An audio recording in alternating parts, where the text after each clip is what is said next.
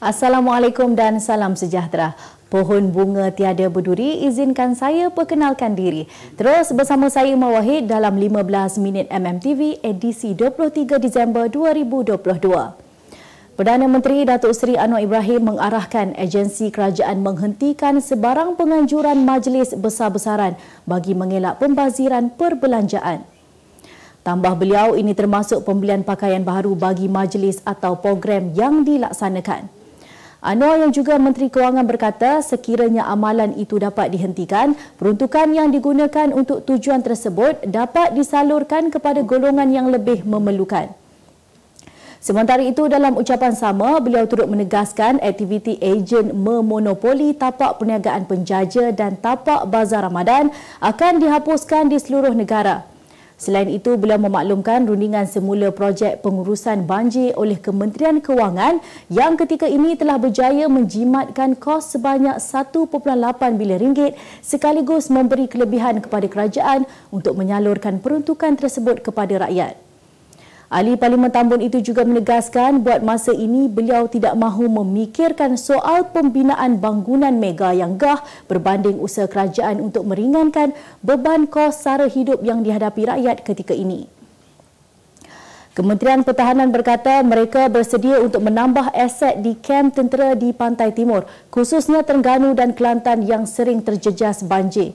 Menteri Pertahanan Datuk Seri Mohamad Hassan menjelaskan bahawa penempatan aset tersebut khususnya trak 7 tan dan bot bertujuan untuk melicinkan lagi operasi menyelamat dan memindahkan mangsa banjir di negeri berkenaan.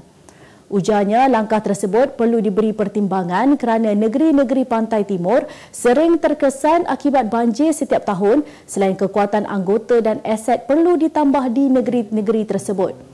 Jelas beliau lagi, hal ini disebabkan situasi banjir di Pahang pada masa ini tidak terlalu kritikal berbanding Terengganu dan Kelantan. Ahli Parlimen Rembau itu memberitahu setakat ini anggota dan aset dari Markas 4 Brigade di Kuantan Pahang telah dikerahkan untuk menampung keperluan operasi banjir di Terengganu selepas meninjau pusat pemindahan sementara Sekolah Kebangsaan Banggul Paradong Maning. Sistem amaran awal bencana EWS di Malaysia lemah dan gagal mengesan bencana lebih awal seperti banjir besar yang sedang melanda negara.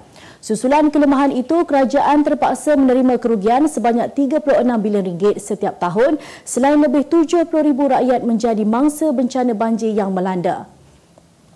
Pengarah Pusat Kesiapsiagaan dan Pencegahan Bencana Malaysia Japan International Institute of Technology, Universiti Teknologi Malaysia UTM, Dr. Kamarul Azhari Razak berkata, sistem EWS di Malaysia masih di tahap tidak mencukupi selain peta bahaya risiko banjir pula tidak diperluaskan ke peringkat komuniti. Menurut beliau, jika kedua-dua tindakan tersebut diambil serius, Malaysia boleh mengurangkan sehingga separuh daripada 36 bilion ringgit nilai kerugian ekonomi yang dicatatkan setiap tahun. Selain itu, jumlah mangsa bencana juga boleh dikurangkan pada tahap lebih tinggi berbanding lebih 70,000 mangsa yang terpaksa dipindahkan ke pusat pemindahan sementara. Bencana banjir yang melanda 5 negeri sebelum ini turut menjejaskan 3 lagi negeri lain setakat awal pagi tadi. Menteri di Jabatan Perdana Menteri Datuk Amizan Muhammad Ali berkata 3 negeri baharu itu melibatkan Selangor, Sarawak dan Sabah sekaligus menjadikan 8 negeri yang terjejas banjir. Susulan itu, sebanyak 7 pusat pemindahan sementara PPS dibuka mengikut daerah terjejas melibatkan daerah Petaling dan Kuala Selangor. Di Sarawak pula, 3 PPS turut dibuka dan membabitkan daerah Bau dan Kuching yang menempatkan 104 mangsa. Sementara itu di Sabah, 2 PPS disediakan membabitkan 1 daerah pitas melibatkan 222 mangsa banjir yang terdiri daripada 37 ketua isi rumah.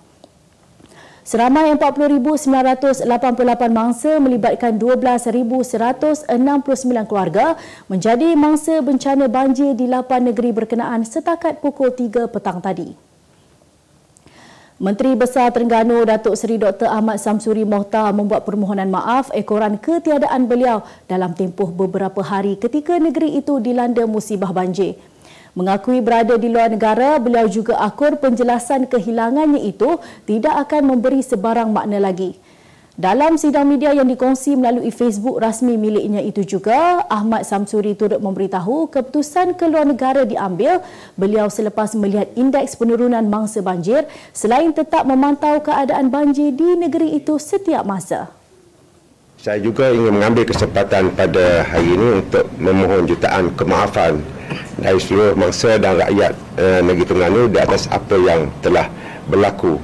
Dan saya faham bahawa saya tidak boleh memberikan apa jua alasan dan sudah tentu tidak boleh membetulkan keadaan ketiadaan saya di sisi rakyat Terengganu di waktu sebegini.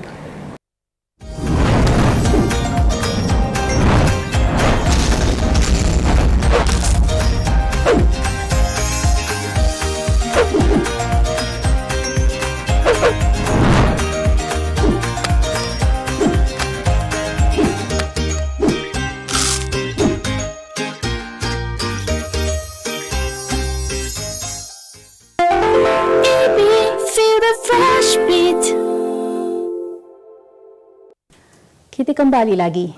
Kerajaan Negeri Perak mengumumkan pemberian bantuan khas kewangan pada kadar 1,5 bulan gaji dan minimum RM2,000 kepada semua penjawat awam di bawah pentadbiran kerajaan negeri itu.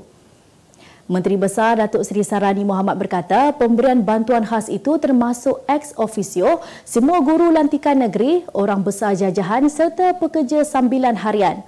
Walau bagaimanapun, pemberian ini dikecualikan kepada Menteri Besar dan barisan Exco Kerajaan Negeri.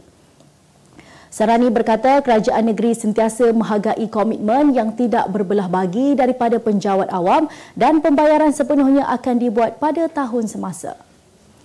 Ujarnya, kerajaan negeri turut mengunjurkan RM100 juta sumbangan terkumpul Badan Berkanun Negeri bagi tempoh 10 tahun mulai 2023 hingga 2032. Berita dunia.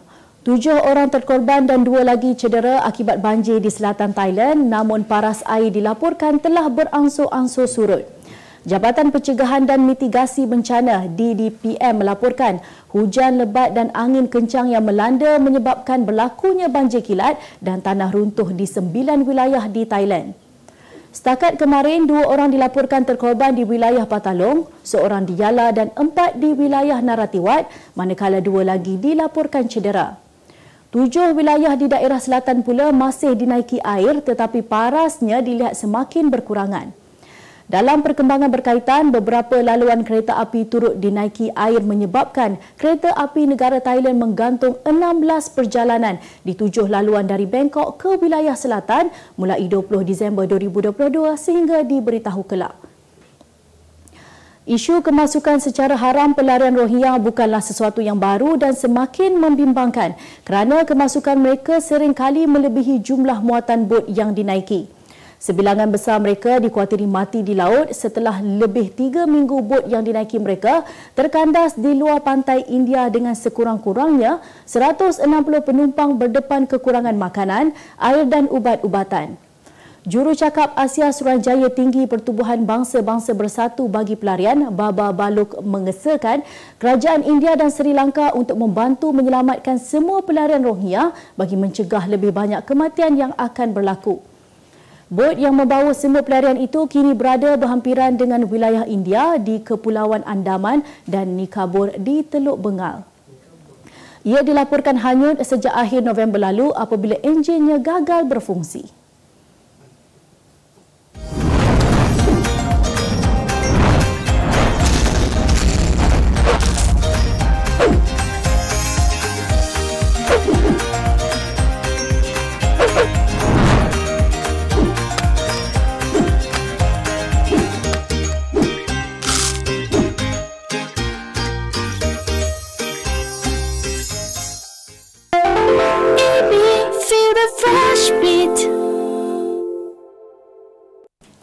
Kita kembali lagi.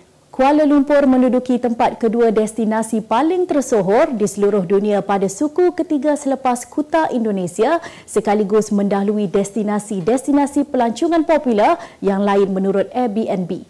Platform pasaran atas Thailand itu mendedahkan senarai 10 destinasi global paling tersohor pada suku tersebut yang merangkumi destinasi popular di seluruh Asia, Amerika Syarikat dan Eropah.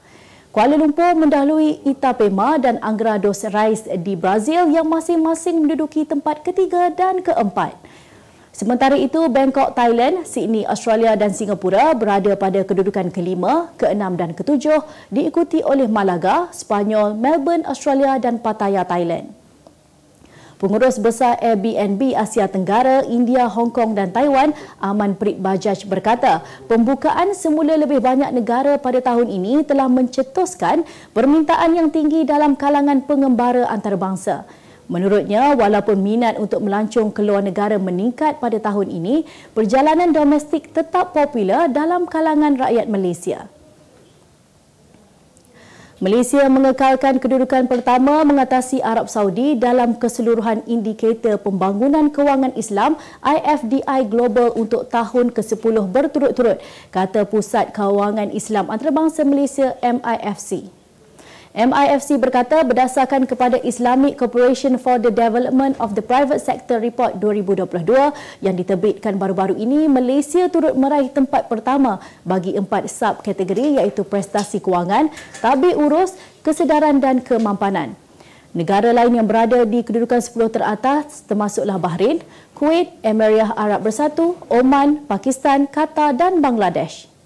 Beralih ke berita sukan, skuad Harimau Malaya akan berentap dengan Laos dalam aksi saingan Piala AFF pada perlawanan kedua peringkat kumpulan B yang dijadual berlangsung pada pukul 8.30 malam esok di Stadium Nasional Bukit Jalil. Melakar kemenangan 1-0 ketika bertemu Myanmar Rabu lalu, menyaksikan skuad Harimau Malaya berjaya meraih kemenangan pertama sekaligus mencerahkan laluan ke peringkat separuh akhir. Rata-rata penyokong skuad Harimau Malaya mengharapkan agar strategi dan taktikal yang diterapkan oleh jurulatih Kim Panggon mampu mencapai objektif kemenangan dalam aksi perlawanan kedua pada malam esok. Berdasarkan ranking terkini yang dikeluarkan oleh Persekutuan Bola Sepak Dunia FIFA, menyaksikan Malaysia kini berada di kedudukan ke-146 dunia, manakala pasukan Laos pula menduduki ranking ke-187 dunia. Tandukan maiden akhir pada minit ke-58 terbukti membawa tuah apabila Manchester City berjaya menyingkirkan juara bertahan Liverpool pada Piala Liga menerusi kemenangan 3-2 di Stadium Etihad awal pagi tadi. Juara Liga Perdana Inggeris EPL itu mendahului 2 kali menerusi Erling Haaland dan Riyad Mahrez, manakala Liverpool merapatkan jaringan melalui sentuhan Fabio Carvalho dan Mohamed Salah. Dalam masa yang sama, Pep Guardiola turut memuji Kevin De Bruyne yang dilihat kembali bersemangat selepas memperlihatkan prestasi hamba bersama pasukan Belgium dalam Piala Dunia 2022. Sementara itu, pengurus Liverpool Jurgen Klopp berkata City adalah pasukan yang hebat dan beliau mengakui benteng rapuh Reds turut memudahkan kerja pihak lawan. Sebagai penutup 15 minit MMTV hari ini, saksikan laporan cuaca esok Sabtu 24 Disember 2022. Jangan lupa dapatkan akhbar utusan Malaysia dan Kosmo untuk berita-berita terkini dan menyeluruh. Sekian sahaja daripada saya, Umar Wahid, dan selamat menyambut Hari Natal. Semoga perayaan ini memberikan kegembiraan bersama insan tersayang.